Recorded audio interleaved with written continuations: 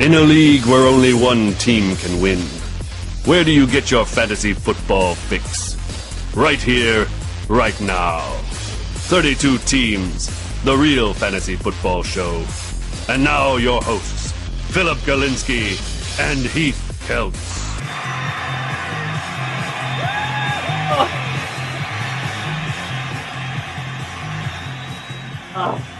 I'm just trying to circumcise a mosquito right here. How is that? I don't know. It seems like it's a lot of details here to circumcise a mosquito. Yes. As Jerry Jones would say. Yeah, let's do it. Well, you know what? Let's hop in with one of my favorite teams, the Miami Football Dolphins. Why don't we? Why don't you stand up a little bit? Just puff just your give chest a up. little action there. There you go. Yeah. All right. Mr. 40. So, well, what's your take on the Dolphins? I mean, I'd love to hear what you have to think about what's going on with them. I've already kind of said some things. I have a growing speculation that I think that they could make some hay with a lot of free agents. I really think they could really tap into a pool and do a lot of things. But one thing that scares me is that there's a little bit of chatter out there of getting Donovan McNabb. Of all the free agents out there, that's not the one that that's not what I would build my team around. And I'm a Jets fan, and I'm not hating on the Dolphins as much as, but I'm like, to even think about that does not make sense to me. You as a Dolphin fan, explain how McNabb could help your team. Well, it's not just McNabb that you're hearing could wind up on the team. It's McNabb, it's Mark Bulger, it's Vince Young. These are the other three veteran options that they want to have come in and compete with Chad Henne for the starting job. Out of that group, I would feel pretty good about Donovan McNabb, because you know why? They didn't really give him, I don't think they gave him a really fair shot last year, and I think he's super motivated this year to do something, and that's certainly the reports that I've been reading. If people are going to doubt me, go ahead and doubt, but I'm here to prove everybody wrong. That's what I'm getting, and that's what I'm reading from Donovan McNabb, and I feel good about that. But that being said, isn't that the same thing that Chad Henne's going through? Sure. The same? And I think that's healthy for the football team. My big problem with the Miami Dolphins is that I don't think they've addressed their real problem, which is the entire coaching staff, and I think the culture of the organization. Yeah. They've gone from an identity crisis to an identity problem. Where they've solved the big crisis about, who are we? We're a running football team because, obviously we can't throw the football with any, aplomb down the field. So there's your identity. Now you want to get more explosive. So now you have an identity problem.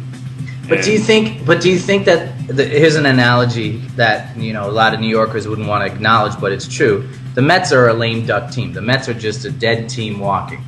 Now, with the coaching staff saying, oh, I know you were going to fire us because you wanted someone more sexy, but you didn't get somebody more sexy, so we're still here.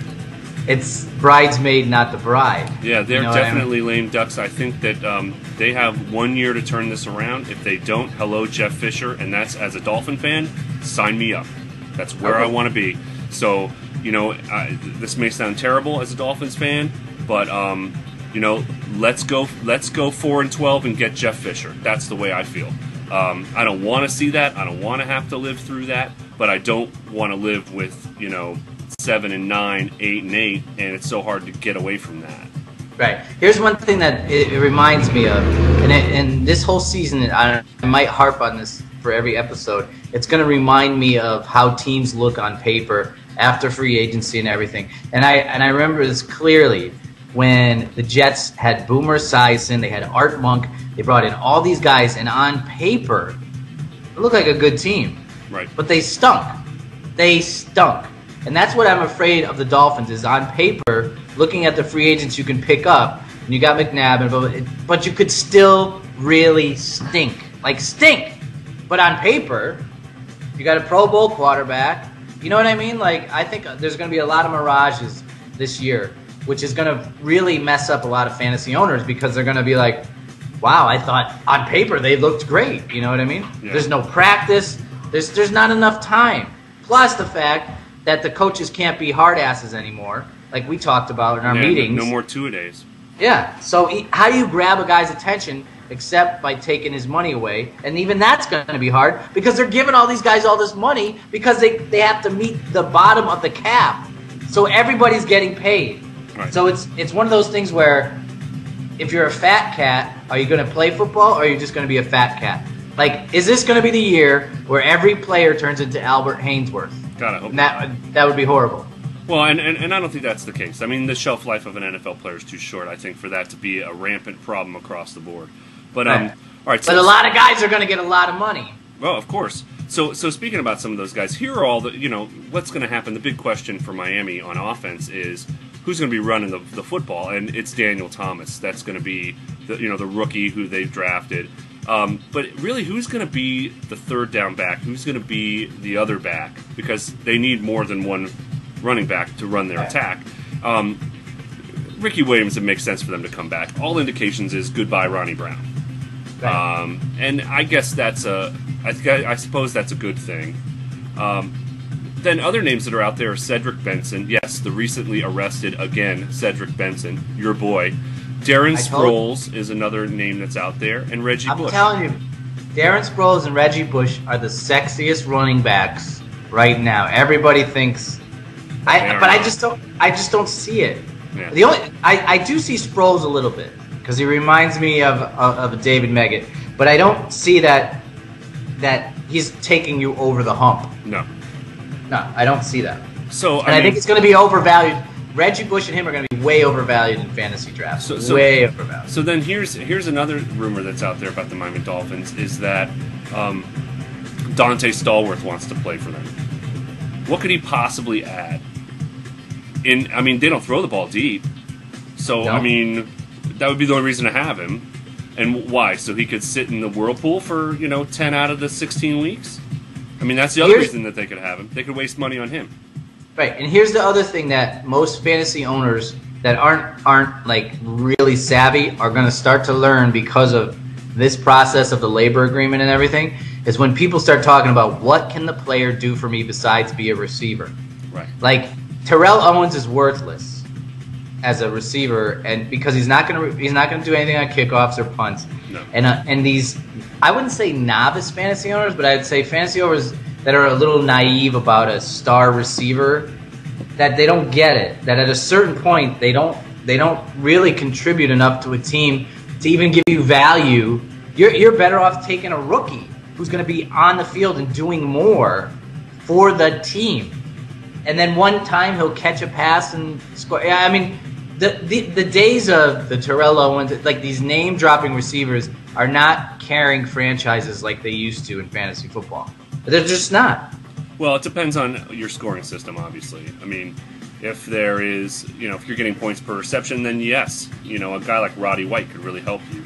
But all right, so there's the Miami Dolphins. Do you have other questions about the Miami Dolphins for right now? I just hope they don't. This whole episode I was going to tell you before this, even though we're in the AFC, is I hope that any team and owner in the AFC does not Daniel Snyder this free agency. just start. And your owner's got money. Not like he can't. Yeah. That's the fear I have. Right. Don't Leon Hess this thing and be like, I threw a bunch of money and what happened, right? So you could go. Let's go from the Dolphins to the Bills. Right. What are they going to do? It can't happen overnight. No, it can't. I mean, a lot of the. What's interesting is that there's not much news coming out of Buffalo. It makes me go, what's going on? And either they just shut down shop and that's it, or are they considering the move to Los Angeles? And I don't think that's an immediate thing. It would be a real shame. Buffalo is a proud franchise. It's been around for a long time, and the NFL is the only sport that could actually exist in a town like Buffalo because they don't profit share in the other sports. But I'm getting a lot of stuff about wide receivers. That's like the only news I'm getting.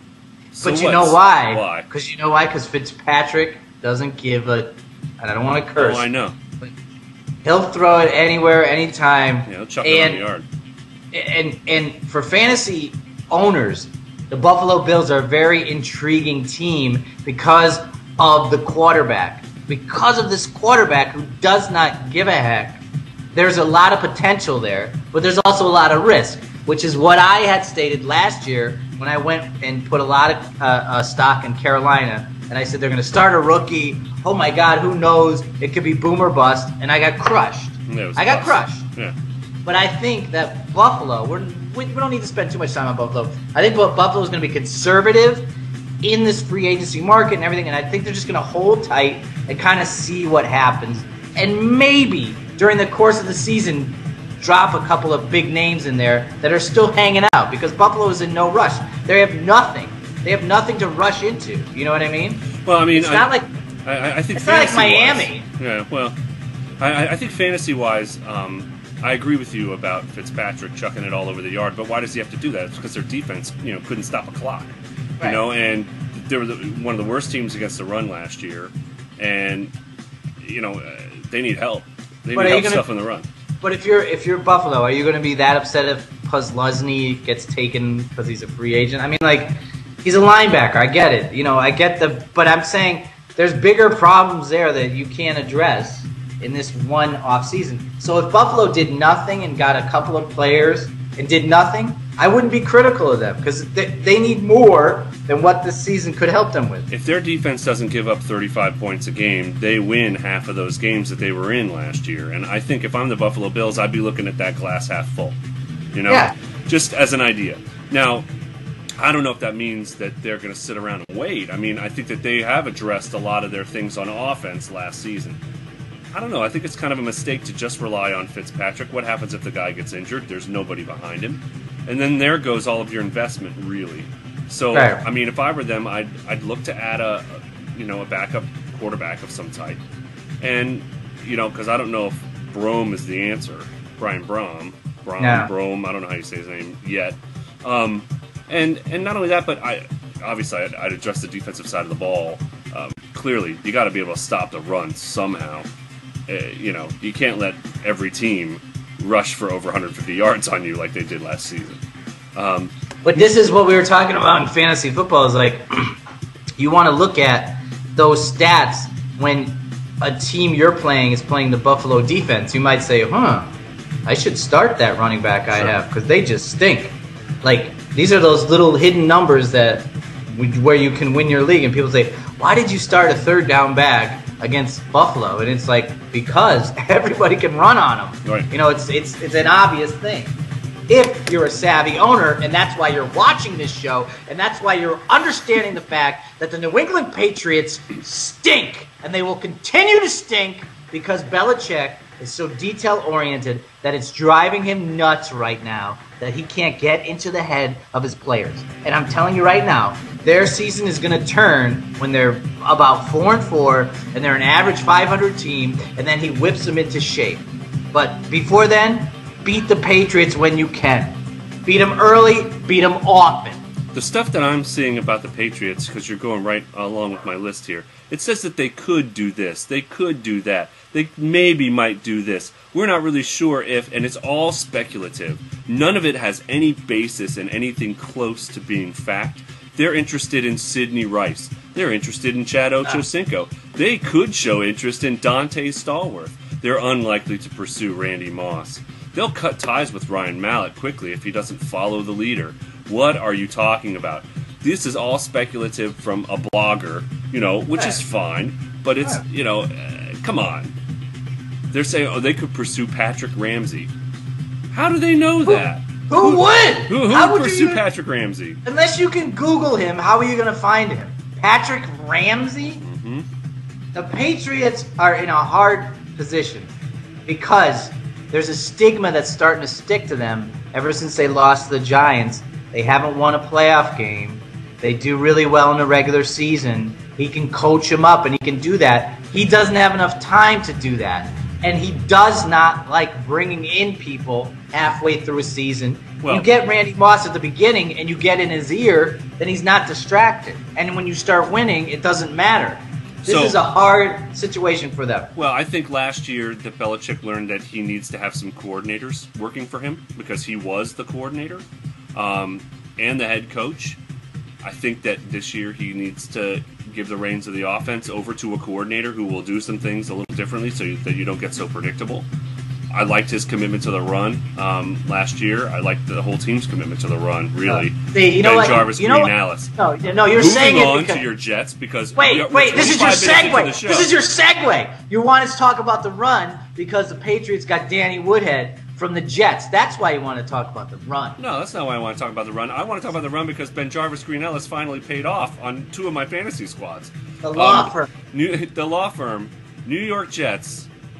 Let me give you my take on the Jets, and then I'll hear your rant about it. You know, the big thing today was there's no way they're going to be able to keep Brad Smith because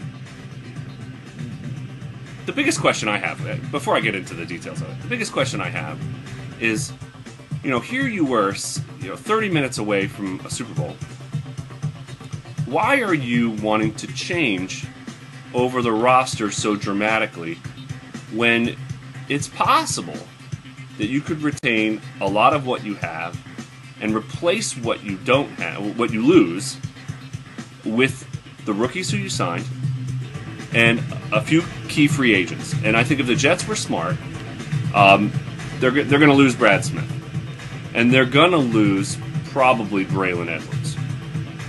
Agreed. I agree with you. Now, there's talk about they are pursuing, or they would like to pursue the idea of Randy Moss.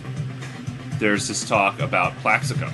I think if they don't get Randy Moss, they may get Plaxico. That's the talk on the radio today, which goes along with the stuff that I've been reading and all that. But, I mean, Santonio Holmes, it seems to me they want to sign. The question becomes, what do you do with Cromartie? Do you pony up the dollars for him? And if you don't, how do you replace him in that defense? You need to have a stout defensive line if you're not going to have a quality corner who's going to get picked on the other side because no one's going to throw at Revis. So you need a quality corner on both sides to play the style of defense that Rex Ryan wants to play. So if you were 30 minutes away from the Super Bowl, why wouldn't you sign that guy? Because he's a key piece to the puzzle. You're not going to get Nnamdi Asomugha. No. And that would be an embarrassment of riches at cornerback. Everyone would just come in and say, we're going to line up, and you can put 12 men in the box, and we are going to push you around and run on you and test you up the middle. So, and now you've got LaDainian Tomlinson saying, I'll take my third down role. And so that problem's kind of solved in terms of how are you going to progress with your young running back. And here you got some veteran leadership with that. Okay, great. But the big question is the Cromartie question, I think. What are they going to do? I think they're ready to let him go. If he wants a lot of money and goes to Houston, they're just going to try and figure it out. There'll be somebody in free agency that they can get that's not Cromartie. Champ Bailey? Somebody. That's a plug-and-play. To me, that's a plug-and-play position because of Revis. That it could be a decent guy. Doesn't have to be a great guy. Be a guy like Otis Smith who gets burned all the time and then picks off one pass and runs it back for a touchdown. What I'm saying to you, Cromartie to me is not an issue for the Jets. Is that they're going to get screwed and pay way too much to keep Santonio Holmes. That's going to hinder everything else they want to do.